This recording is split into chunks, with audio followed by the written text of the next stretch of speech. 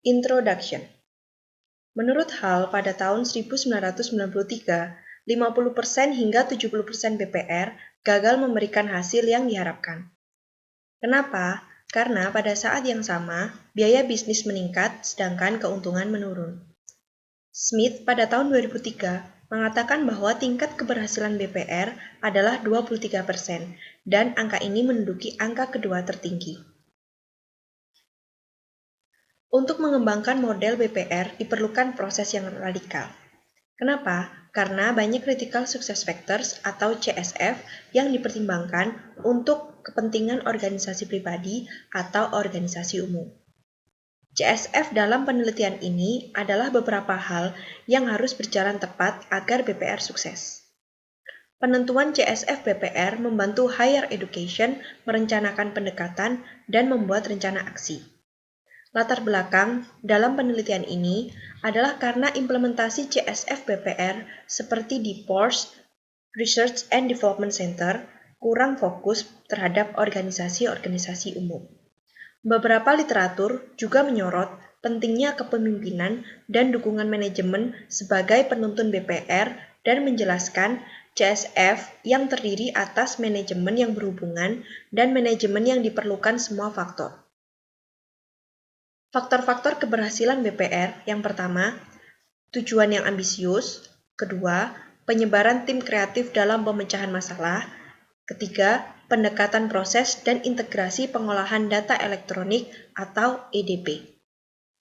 Terdapat 3 unsur-unsur menuju sukses BPR. Yang pertama adalah budaya, kedua proses, dan ketiga adalah struktur. Menurut Ascaris tadi, dampak perubahan budaya berhubungan dengan pemikiran ulang proses bisnis yang mendasar. Ascaris tadi juga mengatakan bahwa fokus diperlukan untuk identifikasi dan perbaikan inti proses. Harus ada pula perubahan yang signifikan dalam struktur dan penekanan lintas fungsional tim kerja. Ranganathan dan Dhaliwal pada tahun 2001 menunjukkan hasil praktek BPR di Singapura. Hasilnya, faktor manusia menjadi salah satu kendala agar perubahan terjadi. Ascari pada tahun 1995, Stoddard pada tahun 1996, Peppard dan Fitzgerald pada tahun 1997, Smith pada tahun 2003, mengatakan bahwa BPR bertujuan mencapai kinerja terobosan dengan menerapkan cara-cara inovatif dalam berbisnis. Menurut Peppard dan Fitzgerald pada tahun 1997, mereka menganalisis penerapan BPR ke lingkungan bisnis di Jerman.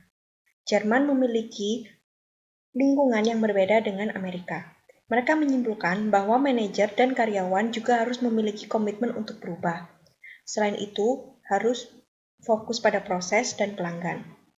Faktor-faktor lain adalah otonomi, pemberdayaan, budaya, dan keadaan organisasi. Hal-hal tersebut membuat BPR berhasil di Jerman. Faktor-faktor penyebab kegagalan BPR. Yang pertama, tidak memiliki perspektif pada proses re-engineering. Yang kedua, proses yang permanen sehingga tidak cukup fleksibel. Yang ketiga, pembatasan teknologi. Keempat, kurangnya dana dan sumber daya manusia. Yang kelima, kurangnya dukungan dari anggota organisasi. Selanjutnya,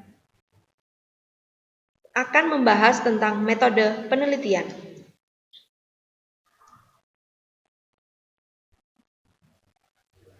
Pada metode penelitian, pendekatan studi kasus, dilakukan pemilihan berdasarkan beberapa faktor. Yang pertama, implementasi BPR sampai ke akarnya dalam perubahan proses implementasi. Yang kedua, kesuksesan proyek BPR selama lebih dari 5 tahun terakhir. Dilakukan dengan wawancara terbuka. Dengan contoh dari pertanyaan wawancara adalah, tolong jelaskan faktor yang membuat BPR atau proyek perubahan proses radikal yang berhasil berdasarkan pengalaman Anda. Sedangkan untuk analisis data ialah identifikasi keputusan untuk pemetaan ide. Dalam melakukan analisis data, software utama data analisis adalah Decision Explorer. Penelitian ini fokus pada studi kasus yang bergantung pendekatan kualitatif dan diagram penghubung dari ide-ide objek penelitian menggunakan software Decision Explorer yang telah dikembangkan. Pemilihan software ini berdasarkan kecocokan dari penerapan untuk jenis data kualitatif. Penulis mengidentifikasi kemampuan dari software ini untuk menganalisa peta kognitif dari subjek penelitian seperti pada jumlah dari konsep yang digunakan untuk hubungan mereka. Data pada pertanyaan wawancara diubah dalam Decision Explorer software sesuai dengan analisis selanjutnya. Discussion and findings. Temuan yang pertama adalah mengenai kerjasama dan budaya mutu. Didapatkan temuan yang jelas bahwa budaya, organisasi, kerjasama, dan kualitas mempengaruhi BPR. Murray dan Lin pada 1997 mengatakan bahwa inovasi merupakan hal penting untuk pergantian proses besar-besaran yang merupakan konteks dari BPR.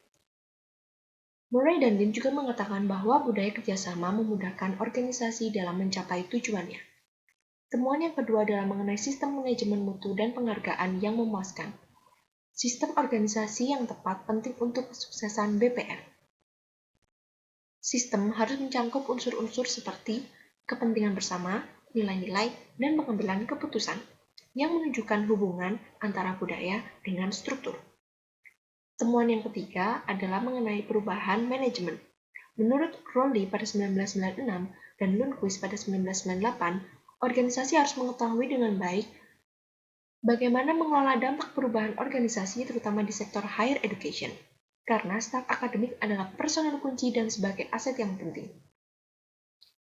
Selain itu, manajemen harus memiliki seni dalam berhubungan dengan orang-orang yang ada di lingkungan perusahaan. Perubahan manajemen bukan hanya tentang mengelola perubahan. Menurut Mabin pada tahun 2001, teori ini mungkin memberikan model manajemen yang menghasilkan perlawanan aktif, langsung, dan positif. Perubahan proses secara radikal akan berhasil jika memberikan perhatian khusus bagi orang-orang, dan itulah yang manajemen harus lakukan. Menurut Mumford pada 1999, kurangnya perhatian bagi orang-orang akan membuat BPR tidak berhasil.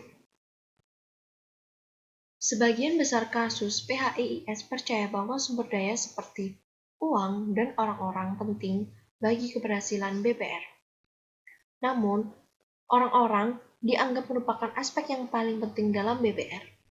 Jadi, untuk membuat BPR berhasil, harus dilakukan oleh orang-orang dalam organisasi. Dan lebih penting, untuk mengetahui seni mengelola kemungkinan yang ditimbulkan dari dampak perubahan, tidak hanya mengelola orang-orang untuk bekerja sama untuk membuat BPR.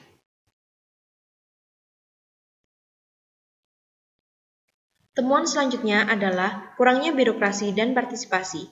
Struktur organisasi harus menerapkan BPR untuk menambah kreativitas dan inovasi sehingga kebutuhan birokrasi yang rendah dapat membangun partisipasi yang bertambah untuk memperkuat organisasi. Gambaran umum terhadap BPR selama ini terlalu berlebihan, karena BPR dianggap cross-fungsional dan sedikit struktur birokrasi. Meski banyak studi kasus dengan birokrasi yang sulit dan kaku, tetapi semua kasus menekankan bahwa birokrasi yang rendah diterapkan pada organisasi mereka. Menurut McAdam pada tahun 2003, menyarankan setiap organisasi harus mengimplementasikan birokrasi yang rendah untuk meningkatkan kreativitas. Temuan selanjutnya adalah mengenai teknologi informasi dan sistem informasi. Penelitian sebelumnya mengklaim bahwa IT dan IS dibutuhkan untuk mencapai hasil terbaik dalam implementasi BPR karena dianggap berintegrasi dengan baik dengan proses yang dapat membantu aktivitas redesign. Menurut Kettinger, pada 1996, studi PHI membuktikan bahwa IT membantu banyak dalam menyatukan sistem. Studi kasus juga menyatakan bahwa IT dibutuhkan di BPR karena sesuai dengan kebutuhan analisis dari proses BPR itu sendiri.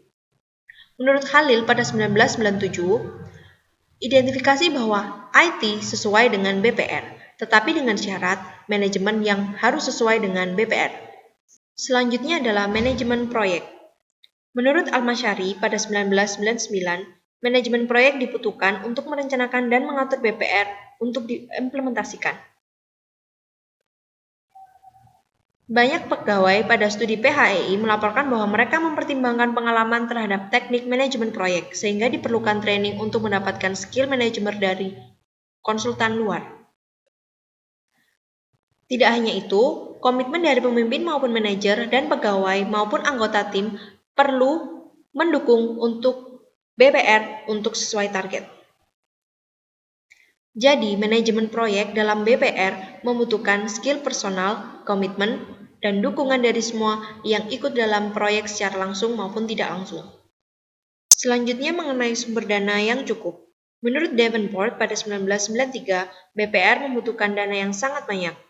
Alokasi budget untuk BPR harus diproyeksikan sebagai investasi jangka panjang demi mendapat hasil yang diharapkan, sehingga dapat menghasilkan keuntungan.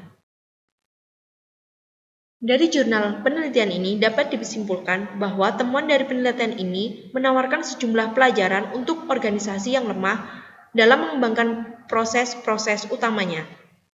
Sehingga pembaca dapat menemukan cara yang benar dalam praktek CSF dalam suatu organisasi dalam penentuan BPR.